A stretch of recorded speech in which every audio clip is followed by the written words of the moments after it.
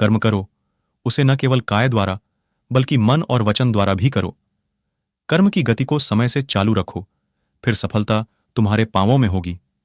कर्म करो, संगठन के साथ समर्पण रखो, फिर अवसर में सफलता मिलेगी। कर्म करते रहो, परिणाम की पीढ़ी को खुदा की चिंता है। कर्म करो, न किसी को भेदभाव करते हुए, न शोक की स्थिति में, फिर तुम्हें शांति मिलेगी। फल की अभिलाषा छोड़कर कर्म करने वाला पुरुष ही अपने जीवन को सफल बनाता है।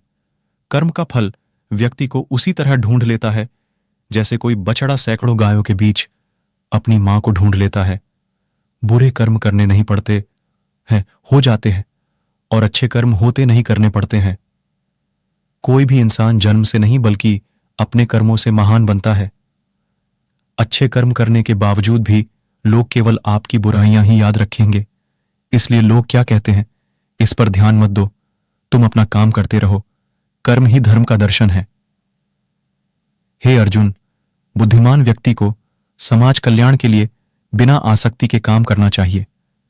श्रेष्ठ पुरुष को सदैव अपने पद और गरिमा के अनुसार कार्य करने चाहिए, क्योंकि श्रेष्ठ पुरुष जैसा व्यवहार करेंगे तो इन्हीं आदर्शों के अनुरूप सामान्य पुरुष भी वैसा ही व्यवहार करेंगे। अप्राकृतिक कर्म बहुत तनाव पैदा करता है। कर्मों से डरिए, ईश्वर से नहीं। ईश्वर माफ कर देता है, कर्म नहीं। ध्यानी व्यक्ति ध्यान और कर्म को एक रूप में देखता है, वही सही मायने में देखता है। जब इंसान अपने काम में आनंद खोज लेते हैं तब वे पूर्णता प्राप्त करते हैं। अपने कर्म पर अपना दिल लगाए, ना कि उसके फल पर। मनुष्य को अपने धर्म अनुसार कर्म करना चाहिए, जैसे विद्यार्थी का धर्म विद्या प्राप्त करना, सैनिक का धर्म देश की रक्षा करना आदि।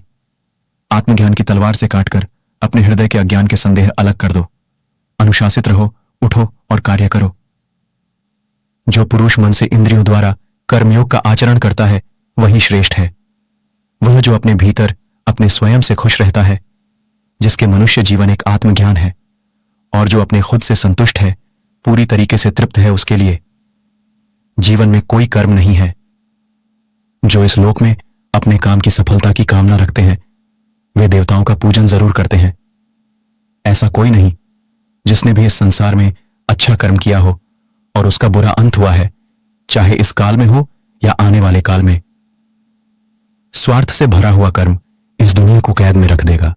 अपने जीवन से स्वार्थ को दूर रखे, बिना किसी व्यक्तिगत लाभ के। कोई भी व्यक्ति जो चाहे बन सकता है, यदि वह व्यक्ति एक विश्वास के साथ इच्छित वस्तु पर लगातार चिंतन करे। अपने अनिवार्य काम करो, क्योंकि वास्तव में कर्म करना निष्क्रिया से बेहतर है। मनुष्य की अपने कर्मों के संभावित से प्राप्त होने वाली विजय या पराजय, लाभ या हानि, प्रसन्नता या दुख इत्यादि